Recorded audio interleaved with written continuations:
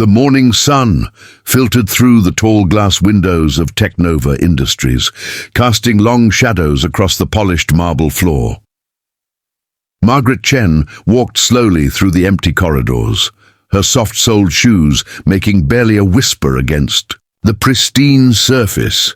In her weathered hands, she pushed a modest cleaning cart filled with the simple tools of her trade.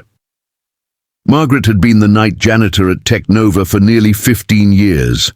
While the bustling energy of the day shift filled the building with important meetings and urgent deadlines, Margaret preferred the peaceful quiet of the overnight hours. She knew every corner of the 40-story building, every hidden alcove where dust might gather, every window that needed special attention.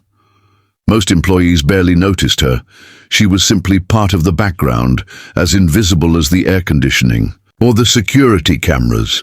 But Margaret noticed everything. She listened to the hum of servers in the basement, watched the patterns of light that danced across computer screens left running overnight, and observed the small details that others overlooked.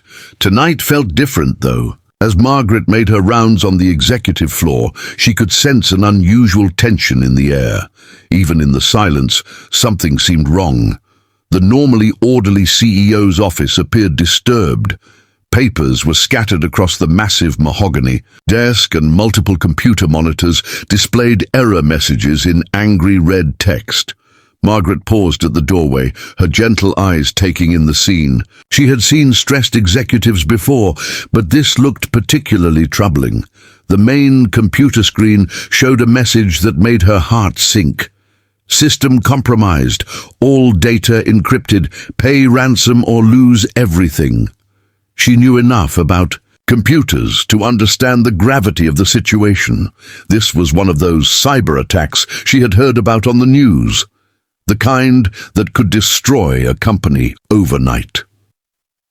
Margaret quietly entered the office and began her usual cleaning routine. As she dusted the bookshelves, she couldn't help but glance at the frozen screens. Years of working night shifts had given her an unusual hobby. During her breaks, she often sat in empty conference rooms and taught herself about computers using online tutorials. What had started as simple curiosity had grown into genuine knowledge. The attack looked sophisticated, but something about the error messages seemed familiar. Margaret had seen similar patterns during her late-night learning sessions when she accidentally triggered security warnings on practice websites. She continued cleaning, but her mind was working through the problem. The hackers had clearly gained access through the email system. She could see the telltale signs of a phishing attack that had escalated into full network compromise. But there was something odd about the encryption pattern displayed on the screen. Margaret finished cleaning the office, but instead of moving on to the next room, she sat down at the CEO's desk. Her hands hovered over the keyboard for a moment. She knew she shouldn't be touching the executive computer, but she also knew that help wouldn't arrive until morning, and by then, it might be too late. Slowly, carefully, Margaret began to work.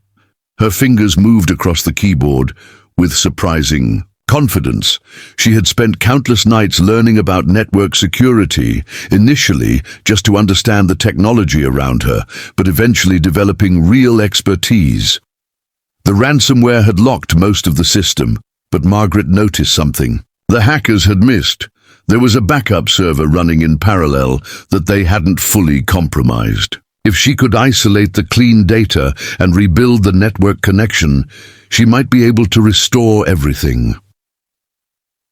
Hour after hour, Margaret worked in the quiet office.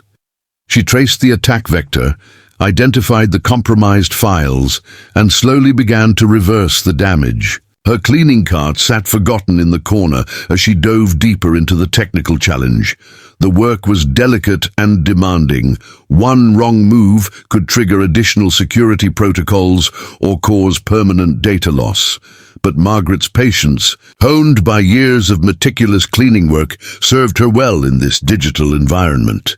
As dawn approached, Margaret made the final keystrokes. The screens flickered, error messages disappeared, and slowly, systematically, the company's entire network came back online. Every file, every database, every critical piece of information had been restored. Margaret sat back in the chair, exhausted but satisfied. She had done it. The impossible hack had been quietly solved by someone no one would ever suspect. Quickly, she cleared her browsing history and returned the computer to its normal state. She gathered her cleaning supplies and prepared to finish her shift as if nothing unusual had happened. At 7:30 in the morning, CEO Robert Davidson arrived at his office, already stressed about the crisis his IT team had discovered the night before. He expected to find his computer systems completely destroyed, his company's future hanging by a thread. Instead, he found everything working perfectly. His assistant, Sarah, was equally puzzled when she arrived and found all systems operational. The IT director, Michael, rushed to the executive floor expecting disaster, but found only normal, healthy network activity.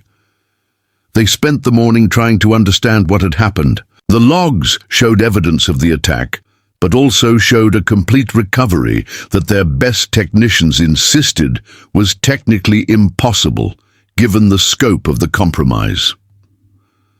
Margaret arrived for her next shift that evening, quietly pushing her cart through the same corridors.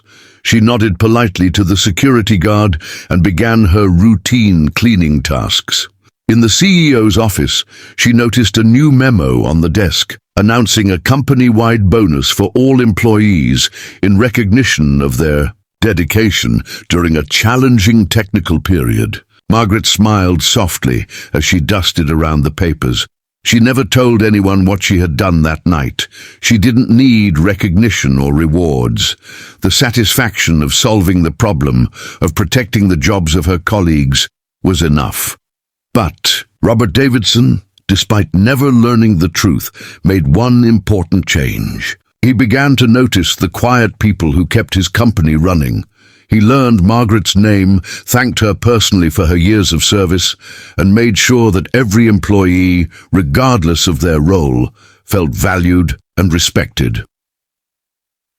Margaret continued her night shifts, moving through the building with the same gentle efficiency she had always shown. But now, occasionally, she would sit at a computer during her break and continue learning, because you never knew when quiet knowledge might make all the difference in the world. The building hummed peacefully around her, safe and secure, protected by a guardian that no one would ever expect.